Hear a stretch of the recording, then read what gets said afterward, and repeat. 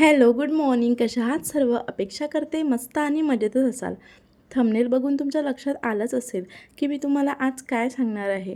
तर बघा, तुम्ही बघू शकता माझी गॅसची शेगडी, त्याचे जे बर्नर्स आहे ते किती खराब झालेले आहे आणि पूर्ण काळे काळे झालेले आहे. आणि जे काही गॅस आहे त्याच्यावरती पण थोडाफार चिकटावा असा जमा झालेला आहे आणि बटन्स वगैरे पण खूप खराब झालेले आहे. रोज तर आपण शेगडी क्लीन करतच असतो, बट तरीही जे काही कॉर्नर्स वगैरे असतात किंवा बाकीचे काही भाग असतात शेगडीचे, तर ते पूर्ण खराब झालेले असते. त्याच्यामुळं काय करायचं, जर आपल्याला शेगडी नवीनच ठेवायची असेल आणि वर्षानुवर्ष टिकवायची असेल तर महिन्यातून 6 महिन्यातून एकदा तरी असं क्लिनिंग करायचं. डीप क्लिनिंग कसं करायचं तर ते मी पुढे तुम्हाला सांगतेच. आणि बघू शकता तुम्ही खालून माझी किती शेगडी खराब झालेली आहे. आणि मग पहिले काय केलं मी, की शेगडीवरती काही असेल तर ते एकदा कापडाने पुसून घेतलं. त्यानंतर आपल्याकडे टूथपेस्ट असतो आणि प्रत्येकाच्या घरी असतोच.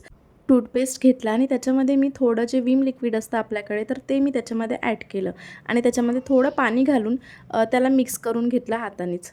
बघा, एवढं घट्ट ते ठेवायचं. आणि जर पाणी जास्त झालं असेल तर तुम्ही आणखी त्याच्यामध्ये थोडा पेस्ट ॲड करू शकता. आणि सगळ्या ज्या बटन्स आहे तर त्यासुद्धा मी काढून घेतल्या, कारण सगळं स्वच्छ आपल्याला क्लीन करायचं आहे. त्यानंतर मी स्प्रे बॉटलनी पाणी स्प्रे केलं गॅसवरती आणि या ब्रशच्या सहाय्याने सगळीकडे ब्रशनी पूर्ण सगळीकडे ते अप्लाय करून घेतलं. आणि पूर्ण अप्लाय झाल्यानंतर ब्रशनी घासल्यानंतर आपल्याकडे असं स्क्रबर असतं, तर त्या स्क्रबरला स्पंजसुद्धा असतो मागच्या साईडनी. आणि एवढं काही त्यांनी स्क्रॅचेस वगैरे पडत नाही, कारण मी नेहमीच यूज करते.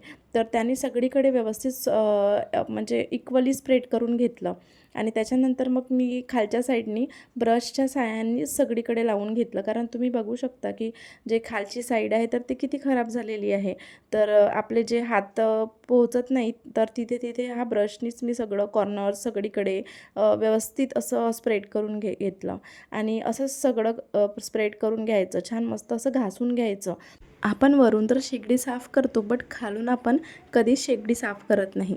कोणी असेलही की खालून पण शेगडी साफ करणारे, बट तरी मोस्टली आपण वरूनच शेगडी साफ करत असतो. आणि 6 महिन्यातून एकदा असं रुटीन जर आपण ठेवलं तर आपली शेगडी जी आहे ती नव्यासारखी चमकते. आता माझ्या शेगडीला 5 वर्ष होतील आता, तरी पण शेगडी ही छानच आहे. आणि मग मी जे आपला ओला कापड करून घेतला आणि त्या ओल्या कापडनी वरून आणि शेगडीच्या खालून सगळीकडून ते सगळं जे पेस्ट होतं अप्लाय केलेलं आपण, तर ते पुसून घेतलं. नंतर आपल्याकडे कोरडा कापड असतो, तर कोरड्या कापडनी एकदा पूर्ण जी शेगडी आहे ती वरून आणि खालच्या साईडला सगळीकडून ते पुसून घेतली. कारण असं जर केलं आपण तर त्याला स्क्रॅचेस पण पडत नाही आणि आपल्या शेगडीला चमक पण येते. क्लिनिंगसाठी असे 2-3 कापड ठेवूनच द्यायचे. आणि क्लिनिंगसाठी जे आपण कापड यूज करतो तर ते कापड आपल्याला विकत आणायची गरज नाही. कडचे जे जुने क्लोथ्स असतात तर त्याचाच यूज आपण करू शकतो. आता आपल्याला जर वाटत असेल की कुठे कुठे राहिलेलं आहे, कुठलं निघालं नाही आहे, तर तो भाग पुन्हा आपण पेस्ट अप्लाय करून घासून घेऊ शकतो. आणि एकदा लास्टमध्ये एक कोरडा कापड घेऊन पुन्हा पूर्ण जे शेगडी आहे ते छान क्लीन करून घ्यायची. आणि तुम्ही बघू शकता की पहिले जे शेगडी आहे तर ती किती खराब झालेली होती आणि आता बघू शकता तुम्ही डिफरन्स बघू शकता. त्यानंतर गॅसच्या ओट्याखालचं जे आहे तर ते रोजच्या बेसिसवर आपण साफ करतच असतो. तर ते सुद्धा एखाद्या वेळेस जो ओटा आहे गॅसच्या खालचा तो डीप क्लिनिंग करून घ्यायचा, जेणेकरून तिथला जो एरिया आहे तो खूप छान राहतो. आणि बर्नर्स जे आहे हे गॅसचे, तर हे पण काळे झालेले होते.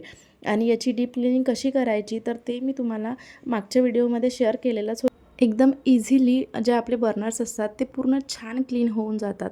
आणि हे जे असतं त्याच्यावरती ठेवायचे गोल रिंग, तर हे सुद्धा छान क्लीन होऊन जातात. तुम्ही तो पण व्हिडिओ नक्की चेक करू शकता आणि तुमच्या नक्की उपयोगात येतील. आणि आजचा व्हिडिओ तुम्हाला कसा वाटला कमेंट करून नक्की कळवा.